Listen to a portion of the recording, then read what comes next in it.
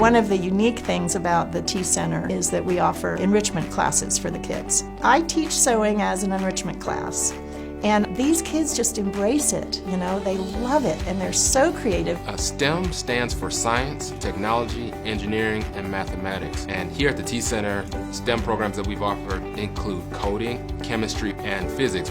They do have enrichment classes, 4 different languages. My brother knows a song in English, Spanish, Chinese, and French now.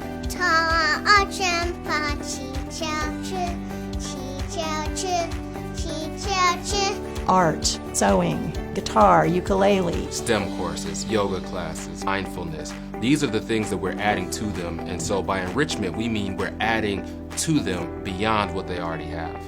And it's really a wonderful thing because they tap into skills that they didn't think that they had before.